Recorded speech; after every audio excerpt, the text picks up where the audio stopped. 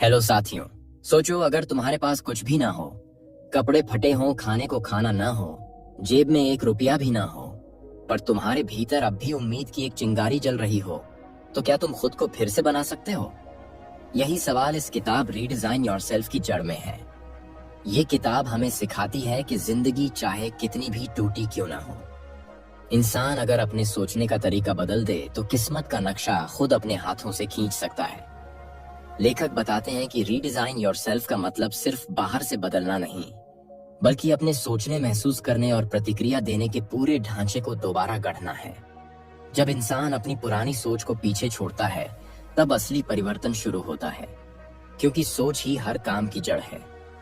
अगर सोच डर में डूबी हो तो कदम भी कमजोर पड़ते हैं, लेकिन अगर सोच विश्वास से भरी हो तो रास्ता खुद बनता जाता है। किताब का पहला हिस्सा हमें बताता है कि कैसे हमारे बचपन के अनुभव हमारे अंदर के विश्वासों को गढ़ते हैं। कोई कह देता है कि तुमसे नहीं होगा, और वही आवाज सालों तक हमारे भीतर गूंजती रहती है। लेकिन लेखक कहते हैं, इन आवाजों को पहचानो और फिर उन्हें चुप करा दो, क्योंकि जब तक तुम पुरानी मान्यताओं को नहीं तोड़ोगे, तब तक नए सपनों की इमारत खड़ी नहीं कर पाओगे। इसके बाद किताब हमें उस मुकाम पर ले जाती है जहां सेल्फ अवेयरनेस यानी आत्म जागरूकता का महत्व समझ आता है। लेखक लिखते हैं, खुद को पहचानना सबसे कठिन लेकिन सबसे जरूरी कदम है। हमें यह समझना होगा कि हम किस चीज से डरते हैं, किस चीज से प्रेरित होते हैं और किन परिस्थितियों में हार मान लेते हैं। जब ये समझ आने लगती है तो जीवन के फैसले स्पष्ट होने लगते हैं और डर धीरे धीरे मिटने लगता है। कहानी आगे बढ़ती है और हमें दिखाती है कि परिवर्तन की प्रक्रिया हमेशा आसान नहीं होती। जब कोई गरीब बच्चा पढ़ाई के लिए संघर्ष करता है तो सिर्फ गरीबी नहीं, बल्कि समाज की धारणा से भी लड़ता है। हर कोई कहता है कि तेरे बस की बात नहीं, लेकिन किताब का संदेश है कि जब तुम खुद पर भरोसा करना सीख जाते हो, तब दुनिया का कोई भी व्यक्ति तुम्हें रोक नहीं सकता। लेखक इस किताब में एक खास बात कहते हैं कि हर इंसान के भीतर दो चेहरे होते हैं, एक जो दुनिया देखती है और एक जो आईने में खुद को देखता है। बाहरी चेहरा हालात का शिकार होता है, लेकिन आईने वाला चेहरा सपनों का मालिक होता है। अगर तुमने उस आईने वाले चेहरे को पहचान लिया तो तुम्हारा जीवन पूरी तरह बदल जाएगा। फिर किताब हमें सिखाती है कि डिसिप्लिन और कंसिस्टेंसी परिवर्तन के सबसे बड़े हथियार हैं। कोई भी सफलता एक रात में नहीं आती। हर दिन का छोटा कदम, हर सुबह की थोड़ी सी कोशिश, आखिरकार वो दीवारें गिरा देती हैं जो सालों से हमारे रास्ते में खड़ी होती हैं। लेखक कहते हैं कि अगर तुम अपने जीवन को नया रूप देना चाहते हो तो हर दिन अपने अंदर थोड़ा सा सुधार लाओ, क्योंकि यही छोटे बदलाव एक दिन तुम्हें बड़ा इंसान बनाते हैं। किताब का तीसरा भाग हमें माइंडसेट रीडिजाइन की ओर ले जाता है। यहाँ लेखक बताते हैं कि सोच का ढांचा बदलना ही असली खेल है। अगर तुम हर परिस्थिति को अवसर की नजर से देखना सीख जाओ तो असंभव भी संभव बन जाता है। उदाहरण के तौर पर, जब कोई कठिनाई सामने आती है तो आम इंसान घबरा जाता है, लेकिन जो खुद को रीडिजाइन कर चुका होता है वो उस कठिनाई को एक नए सबक की तरह लेता है और आगे बढ़ता है।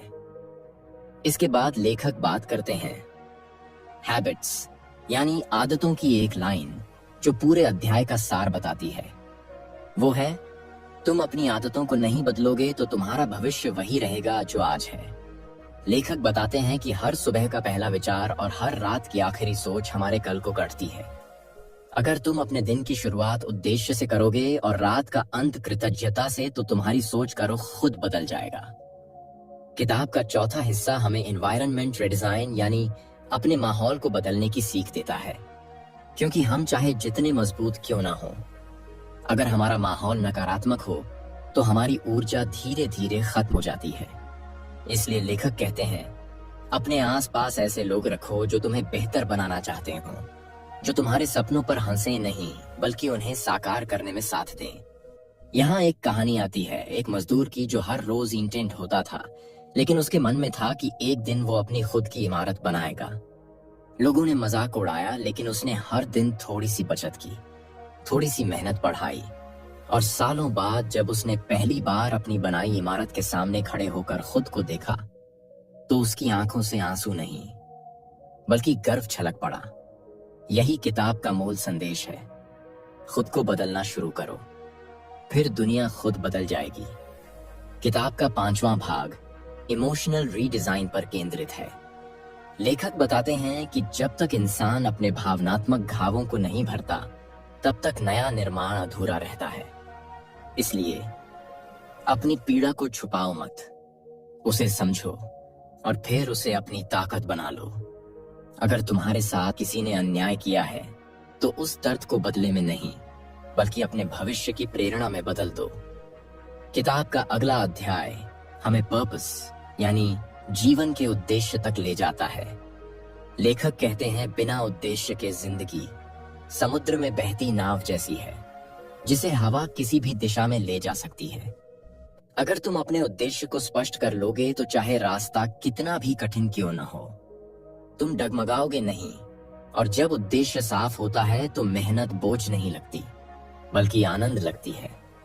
किताब का यह हिस्सा बताता है कि असली रीडिजाइन तभी पूरा होता है जब तुम अपनी बदली हुई जिंदगी से दूसरों की जिंदगी बदलने में मदद करते हो। लेखक कहते हैं कि खुद को बेहतर बनाना पहला कदम है, लेकिन समाज को बेहतर बनाना असली मकसद है। जब तुम अपनी कहानी से किसी और को प्रेरित करते हो, तो तुम्हारा परिवर्तन अमर हो जाता है। जैसे किताब का नाम है रीडिजाइन योरसेल्फ, वैसे ही इसका संदेश है कि कोई भी इंसान अपनी तकदीर को फिर से डिजाइन कर सकता है। बस उसे शुरुआत करनी होगी, चाहे हालात कितने भी बुरे हों। एक छोटा कदम हर चीज बदल सकता है। किताब का हर पन्ना एक आईना है, जिसमें तुम खुद को देख सकते हो। वो आईना कभी कमजोर रूप में दिखाता है, तो कभी मजबूत रूप में, लेकिन हर बार वो तुम्हें ये याद दिलाता है कि अंदर का चेहरा ही असली चेहरा है, और वही तुम्हारे भविष्य की पहचान है। जब इंसान अपने अंदर झांकना शुरू करता है, तो उसे समझ आता है कि असली लड़ाई बाहर की नहीं, बल्कि भीतर की होती है। किताब रीडिजाइन योरसेल्फ इसी भीतरी संघर्ष को उजागर करती है, जहां इंसान खुद से हारता है, खुद से लड़ता है और आखिरकार खुद को ही जीतता है। लेखक बताते हैं कि जब हम अपने भीतर बदलाव की शुरुआत करते हैं, तो सबसे पहले डर सामने आता है। असफलता का डर, रिजेक्शन का डर, और यह डर हमें रोकता है। लेकिन डर का असली चेहरा तब बदलता है जब हम उसे पहचान लेते हैं, क्योंकि डर हमेशा वहां पैदा होता है जहां हमारी समझ अधूरी होती है। अगर हम हर चीज को जानने, समझने और अनुभव करने लगते हैं, तो डर धीरे धीरे पिघल जाता है और उसकी जगह आत्मविश्वास जन्म लेता है। लेखक एक जगह लिखते हैं कि आत्मविश्वास किसी किताब से नहीं आता।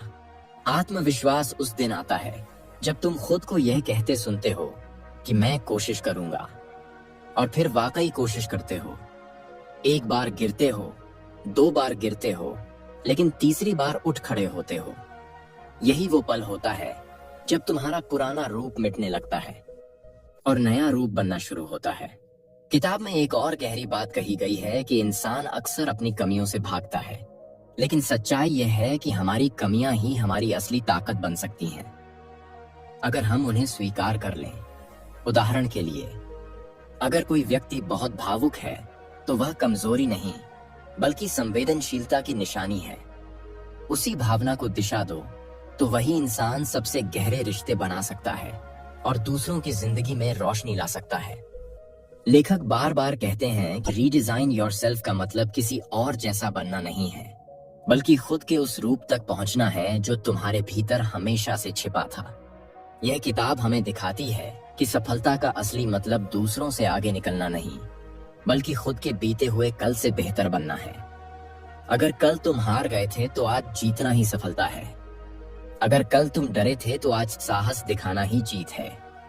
इसके बाद किताब हमें विजन रीडिजाइन की तरफ ले जाती है, यानी अपनी दृष्टि को बदलना। लेखक लिखते हैं कि हम वही बनते हैं जो हम देखते हैं।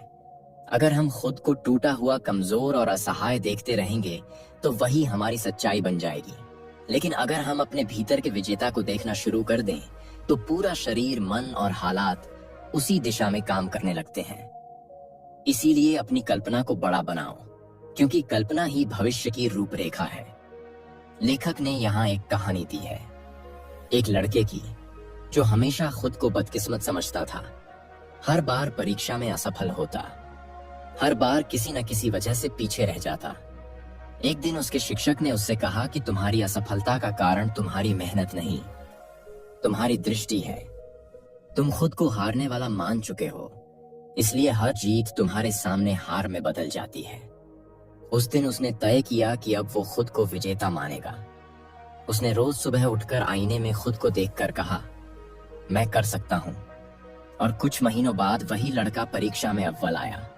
यही है दृष्टि का प्रभाव। किताब का अगला हिस्सा एनर्जी रीडिजाइन पर आधारित है। लेखक कहते हैं कि हर इंसान के भीतर ऊर्जा का एक विशाल भंडार है, लेकिन हम उसे गलत चीजों में खर्च कर देते हैं। बेवजह की बातें, शिकायतें और तुलना, ये सब हमारी ऊर्जा को खा जाती हैं। अगर हम इन सब चीजों को रोक दें और अपनी ऊर्जा को सिर्फ अपने उद्देश्य की ओर मोड़ दें, तो चमत्कार होने लगते हैं। लेखक बताते हैं कि थकान शरीर की नहीं, सोच की होती है।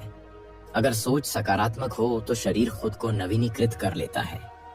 फिर किताब हमें एक और गहरे अध्याय में ले जाती है, जिसका नाम है टाइम रीडिजाइन।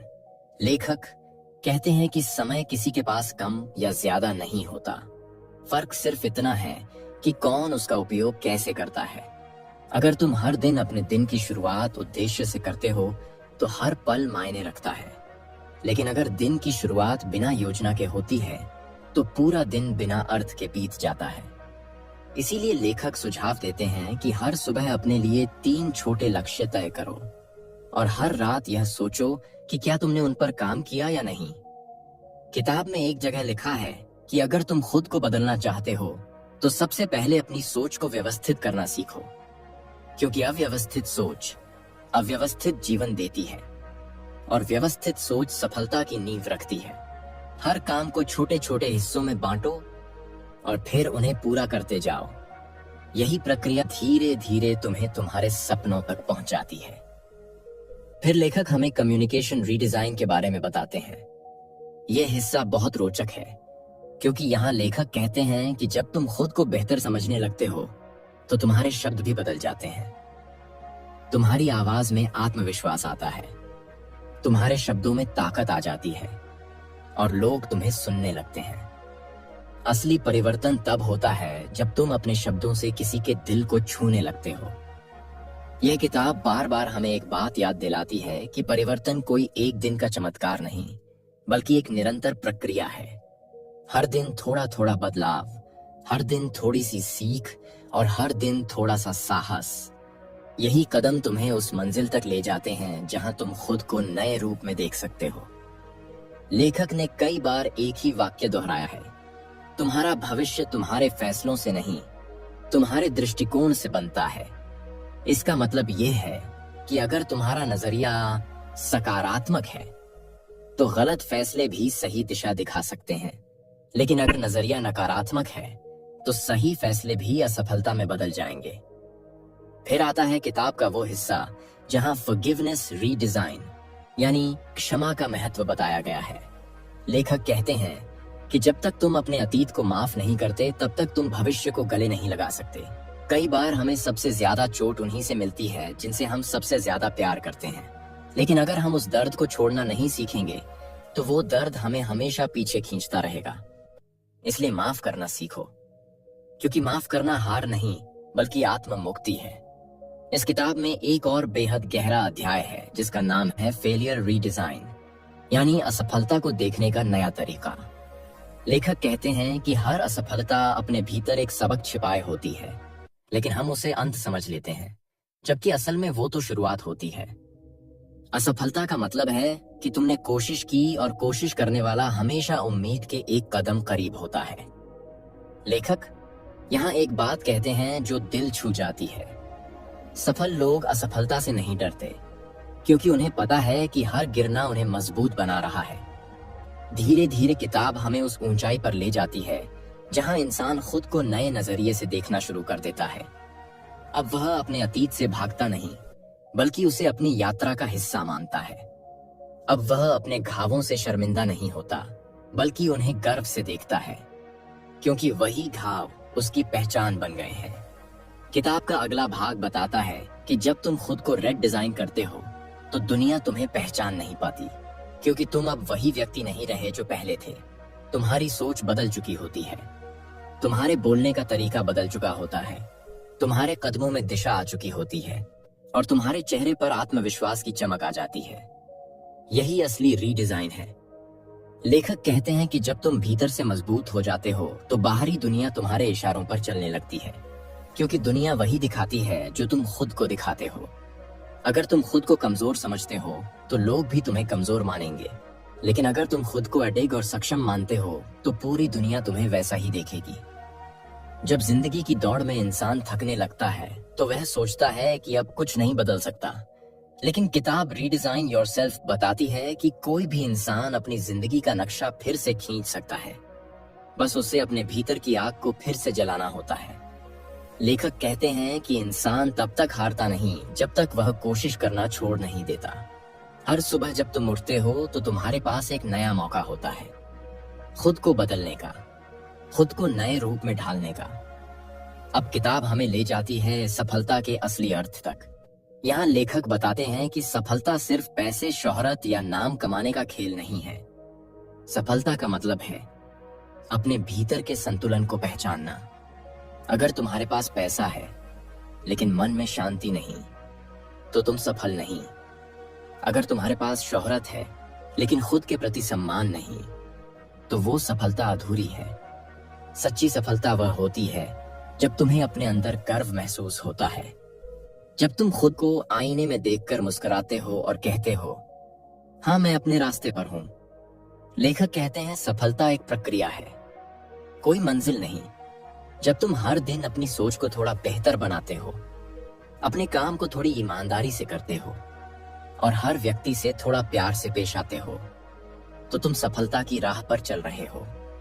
सफलता का असली आनंद तब मिलता है जब तुम्हारे भीतर और बाहर दोनों में एक समानता होती है। इसके बाद किताब हमें सिखाती है कि अपनी सफलता को स्थायी बनाने के लिए आत्मानुशासन यानी सेल्फ डिसिप्लिन बहुत जरूरी है। लेखक बताते हैं कि जब तुम अपने समय को नियंत्रित करना सीख जाते हो, अपनी इच्छाओं को दिशा दे पाते हो, तो तुम्हारा ध्यान भटकता नहीं और यही ध्यान तुम्हें बाकी लोगों से आगे ले जाता है। सफलता उन्हीं की होती है जो थकने पर भी रुकते नहीं बल्कि चलते रहते हैं, क्योंकि उन्हें पता होता है कि मंजिल तक पहुंचने वाला वही होता है जो आखिरी कदम तक टिके रहता है। फिर किताब का अगला भाग आता है लाइफ पर्पस यानी जीवन का उद्देश्य। लेखक कहते हैं कि हर इंसान इस धरती पर किसी न किसी कारण से आया है, लेकिन ज्यादातर लोग उस कारण को कभी खोज नहीं पाते क्योंकि वे दूसरों की जिंदगी जीने लगते हैं। जिंदगी का असली मतलब तब शुरू होता है जब तुम खुद से पूछते हो कि मैं इस धरती पर क्यों हूं, और जब यह सवाल तुम्हारे भीतर गूंजता है तो जवाब भी मिलने लगता है। लेखक लिखते हैं कि जीवन का उद्देश्य खोजने के लिए तुम्हें अपनी आत्मा की आवाज सुननी होगी। वह आवाज जो तब आती है जब सब कुछ शांत होता है, जब कोई तुम्हें प्रभावित नहीं कर रहा होता है, जब तुम अकेले बैठकर अपने दिल से बात करते हो, तभी वह जवाब उभरता है जो तुम्हें दिशा देता है। और जब दिशा साफ होती है तो मेहनत कठिन नहीं लगती बल्कि आनंद लगती है। किताब का यह हिस्सा बहुत प्रेरणादायक है क्योंकि यह बताता है कि जीवन में उद्देश्य के बिना मेहनत बेकार है। जैसे बिना मंजिल की नाव चाहे जितनी तेज चले वह कहीं नहीं पहुंचती, वैसे ही उद्देश्य विहीन जीवन भी भटकाव बन जाता है। इसलिए लेखक कहते हैं अपनी जिंदगी का अर्थ खुद तय करो, वरना कोई और तुम्हारे लिए तय कर देगा। अब किताब हमें लेगेसी क्रिएशन यानी विरासत रचने की ओर ले जाती है। लेखक कहते हैं कि असली महानता यह नहीं कि तुमने अपने लिए क्या हासिल किया, बल्कि यह कि तुमने दूसरों के लिए क्या छोड़ा। तुम चाहे छोटे स्तर पर काम करते हो या बड़े स्तर पर, फर्क नहीं पड़ता। फर्क इस बात से पड़ता है कि तुम्हारे जाने के बाद तुम्हारे काम से कितने लोगों को रोशनी मिलेगी। एक व्यक्ति जो गरीबों के लिए स्कूल बनाता है वह सिर्फ ईंटों की इमारत नहीं बना रहा होता, बल्कि एक ऐसी विरासत छोड़ रहा होता है जो आने वाली पीढ़ियों की दिशा बदल देती है। इसी तरह हर इंसान को अपने जीवन में कुछ ऐसा करना चाहिए जिससे दूसरों को राह मिले। लेखक कहते हैं कि विरासत धन से नहीं कर्म से बनती है। जो इंसान अपने कर्मों से दुनिया में परिवर्तन लाता है वही सच्चा विरासत करता होता है। अब किताब का सबसे गहरा और सुंदर हिस्सा आता है, ट्रांसफॉर्मेशन जर्नी यानी परिवर्तन की यात्रा। यहाँ लेखक बताते हैं कि जब इंसान खुद को बदलने की राह पर चलता है तो उसे 3 बड़े चरणों से गुजरना पड़ता है। पहला चरण होता है दर्द का, जहां उसे अपने पुराने रूप से विदा लेनी पड़ती है। दूसरा चरण होता है संघर्ष का, जहां नई आदतें पुराने व्यवहार से टकराती हैं।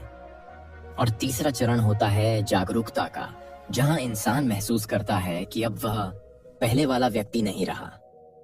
लेखक कहते हैं कि दर्द से मत डरो, क्योंकि वही तुम्हें नया रूप देने वाला होता है। जैसे लोहे को आग में डालकर नया आकार दिया जाता है, वैसे ही इंसान को कठिनाइयों की आग में डालकर मजबूत बनाया जाता है। इसलिए जब भी मुश्किलें आएं तो उनसे भागो मत, उन्हें गले लगाओ, क्योंकि हर कठिनाई तुम्हारे भीतर छिपे असली रूप को बाहर लाती है। किताब बताती है कि असली परिवर्तन तब आता है जब तुम अपने विचारों की दिशा बदलते हो। अगर तुम सोचते हो कि जिंदगी कठिन है तो वह कठिन हो जाएगी, लेकिन अगर तुम सोचो कि जिंदगी सिखा रही है तो वही कठिनाई तुम्हें बेहतर इंसान बना देगी। लेखक कहते हैं सोच का रुख बदलो और पूरी दुनिया बदल जाएगी। इसके बाद किताब हमें एक अद्भुत बात सिखाती है कि परिवर्तन का अर्थ है अपने भीतर के बच्चे को फिर से जगाना। वह बच्चा जो सपने देखने से नहीं डरता, जो गिरने से नहीं घबराता, जो हर छोटी चीज में खुशी ढूंढ लेता है। जब तुम अपने भीतर उस बच्चे को जिंदा रखते हो तो जिंदगी फिर से रंगों से भर जाती है और हर दिन नया लगने लगता है। लेखक लिखते हैं कि आत्म परिवर्तन का असली रहस्य है खुद से सच्चा होना। अगर तुम खुद से झूठ बोलते रहोगे तो दुनिया चाहे जितनी सुंदर दिखे, भीतर खालीपन बना रहेगा। लेकिन अगर तुम खुद से सच्चे रहो, अपनी गलतियों को स्वीकार करो, अपने घावों को समझो और फिर उन पर काम करो, तो एक दिन तुम्हारा अंदरूनी तुनहोनी चेहरा चमक उठेगा। किताब का यह हिस्सा बताता है कि आत्मसम्मान सबसे बड़ी ताकत है। जो इंसान खुद को सम्मान देना सीख जाता है, उसके लिए दुनिया की कोई भी चुनौती बड़ी नहीं रहती। लेखक कहते हैं दूसरों की नजरों में नहीं, खुद की नजरों में बड़ा बनो, क्योंकि वही नजर तुम्हें सबसे सच्ची पहचान देती है। किताब आगे बताती है कि जब इंसान खुद को रीडिजाइन करता है तो उसका प्रभाव सिर्फ उस पर नहीं, बल्कि उसके परिवार, समाज और पूरे माहौल पर पड़ता है।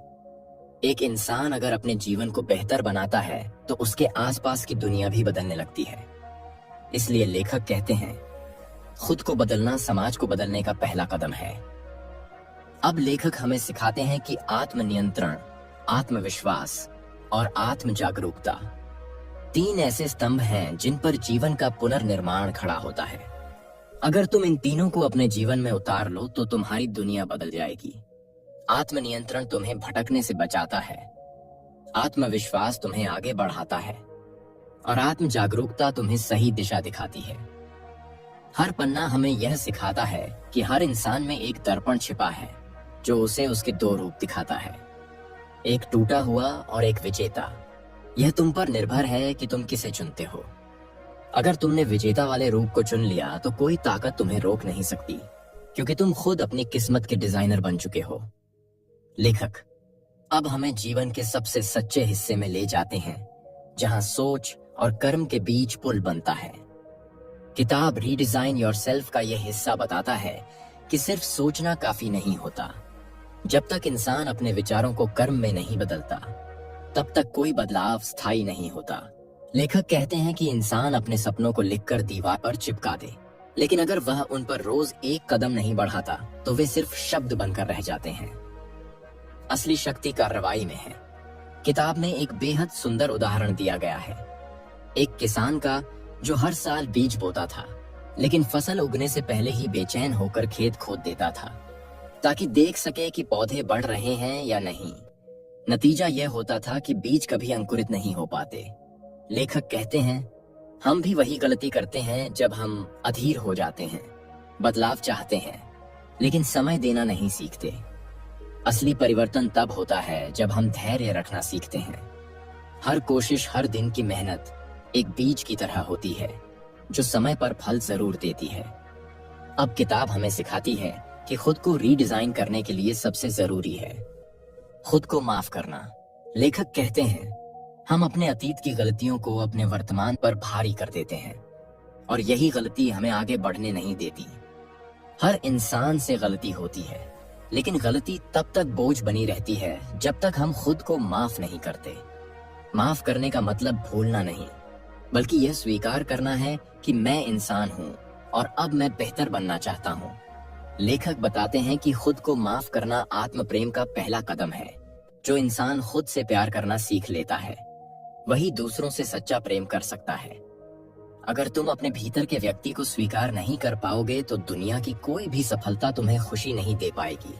इसलिए खुद से दोस्ती करना सीखो, खुद को अपनाओ और फिर अपने भीतर के उस हिस्से को जगाओ जो हमेशा तुम्हें आगे बढ़ने के लिए प्रेरित करता है। किताब अब हमें इमोशनल मास्टरी यानी भावनात्मक नियंत्रण की ओर ले जाती है। यहाँ लेखक बताते हैं कि भावनाएं हमारे जीवन का इंजन हैं, लेकिन अगर उन्हें सही दिशा न दी जाए तो वही इंजन हमें गलत रास्ते पर ले जाता है। जब हम गुस्से में बोलते हैं, दुख में फैसले लेते हैं या डर में कदम उठाते हैं तो परिणाम हमेशा गलत होता है। इसलिए लेखक कहते हैं कि अपनी भावनाओं को दबाओ मत, बल्कि उन्हें समझो और नियंत्रित करना सीखो। लेखक ने एक प्रयोग का उल्लेख किया है जहां कुछ लोगों से कहा गया कि वे हर दिन 5 मिनट अपने गुस्से को लिखें और फिर उस पन्ने को फाड़ दें। कुछ ही हफ्तों में उनका तनाव कम होने लगा। यह साबित करता है कि भावनाओं को बाहर निकालना जरूरी है, लेकिन सही तरीके से लेखक कहते हैं कि अगर तुम अपनी भावनाओं को दिशा देना सीख गए तो कोई स्थिति तुम्हें तोड़ नहीं सकती, क्योंकि तब तुम अपने जीवन के चालक बन जाते हो। अब किताब हमें विजन बोर्ड की अवधारणा से परिचित कराती है। लेखक बताते हैं कि अगर तुम अपने सपनों को रोज अपनी आंखों के सामने रखोगे तो तुम्हारा मन धीरे धीरे उन्हें सच मानने लगेगा और शरीर उसी दिशा में काम करने लगेगा। यही मनोविज्ञान का नियम है। जो इंसान अपने लक्ष्यों को स्पष्ट रूप में देखता है, वह उन्हें हासिल करने के लिए अपने अवचेतन मन को तैयार कर लेता है। लेखक कहते हैं कि अपने कमरे की दीवार पर अपने सपनों की तस्वीर लगाओ, अपने भविष्य के घर की, अपनी मंजिल की, अपनी सफलता की। वह तस्वीर जो तुम्हारे भीतर जोश भर दे। हर सुबह उसे देखो और खुद से कहो, मैं यह कर सकता हूं, मैं यह बनूंगा। यह अभ्यास तुम्हारे अंदर अदृश्य शक्ति भर देगा जो हर असंभव को संभव बना सकती है। फिर किताब हमें फिजिकल रीडिजाइन यानी शारीरिक बदलाव की ओर ले जाती है। लेखक कहते हैं कि शरीर आत्मा का वाहन है। अगर वाहन कमजोर होगा तो मंजिल तक पहुंचना कठिन हो जाएगा। इसलिए खुद को फिट रखना सिर्फ शरीर के लिए नहीं, बल्कि दिमाग और आत्मा के संतुलन के लिए भी जरूरी है। लेखक सलाह देते हैं कि हर दिन अपने शरीर को थोड़ी मेहनत दो। सुबह की सैर, योग, ध्यान या व्यायाम, इनमें से कोई भी आदत तुम्हें भीतर से मजबूत बनाएगी। किताब के इस हिस्से में एक बात बहुत प्रेरणादायक है। लेखक कहते हैं कि जब तुम अपने शरीर को अनुशासन में रखते हो तो तुम्हारा मन भी अनुशासित हो जाता है। शरीर और मन दोनों एक दूसरे से जुड़े हैं। अगर शरीर सुस्त है तो सोच भी सुस्त हो जाती है। इसलिए खुद को गतिशील रखो। यही गतिशीलता तुम्हें आत्मविश्वास देती है। अब किताब हमें फाइनेंशियल रीडिजाइन यानी आर्थिक पुनर्निर्माण की दिशा में ले जाती है। लेखक बताते हैं कि पैसा कोई बुरी चीज नहीं है, लेकिन जब हम पैसे के गुलाम बन जाते हैं तो वह हमें थका देता है। पैसा एक साधन है जो तुम्हारे उद्देश्य को पूरा करने में मदद करता है। इसलिए अपने पैसे के साथ रिश्ता बदलो, उसे डर के बजाय समझ से चलाओ। लेखक एक सरल नियम बताते हैं कि हर महीने अपनी कमाई का 10वां हिस्सा भविष्य के लिए बचाओ और कुछ हिस्सा दूसरों की मदद में लगाओ, क्योंकि देने से तुम्हारे भीतर का अभाव खत्म होता है और जब अभाव मिटता है तो समृद्धि अपने आप आने लगती है। किताब यह भी कहती है कि पैसा वहां बहता है जहां कृतज्ञता होती है। इसलिए जो कुछ तुम्हारे पास है उसके लिए आभार जताओ और तुम्हारे पास और भी ज्यादा आने लगेगा। अब किताब हमें रिलेशनशिप रीडिजाइन यानी रिश्तों के पुनर्निर्माण की ओर ले जाती है। लेखक कहते हैं कि जब तुम खुद को बदलते हो तो तुम्हारे रिश्ते भी बदल जाते हैं, क्योंकि रिश्ते तुम्हारे विचारों का आईना होते हैं।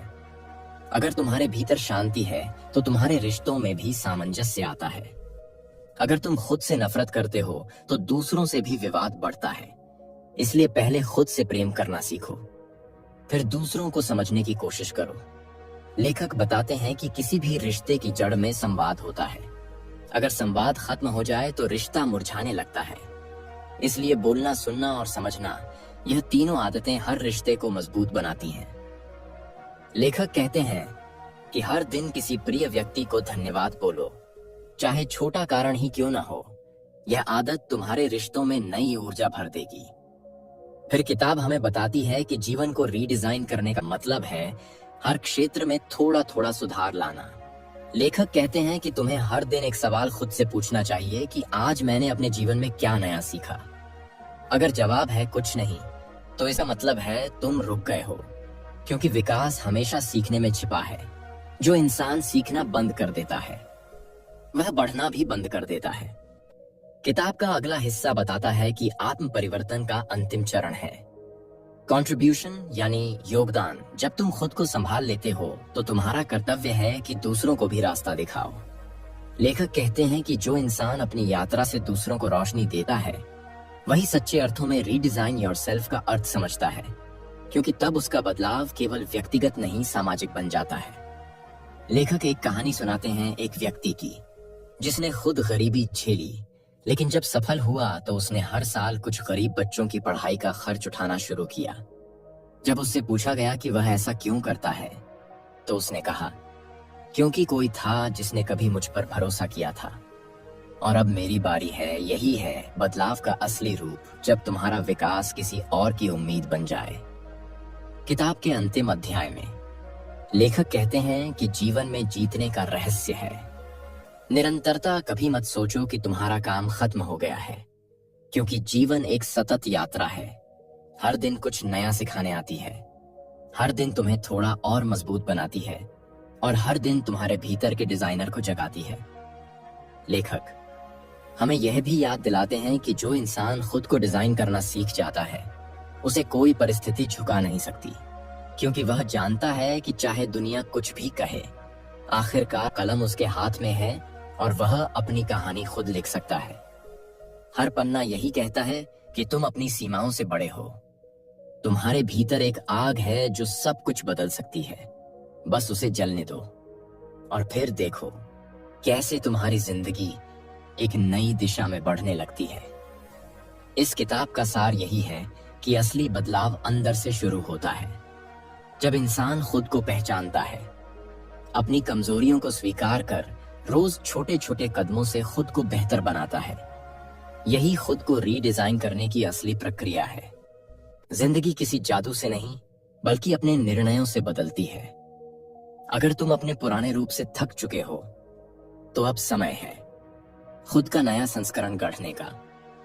अगर तुम्हें ये बुक समरी पसंद आई हो तो इसे लाइक करो, शेयर करो, और चैनल को सब्सक्राइब करना बिल्कुल मत भूलना, क्योंकि अगली कहानी तुम्हारी सोच को फिर से डिजाइन करने वाली है। तो कमेंट में लिखो, अब वक्त है खुद का नया रूप देने का। धन्यवाद।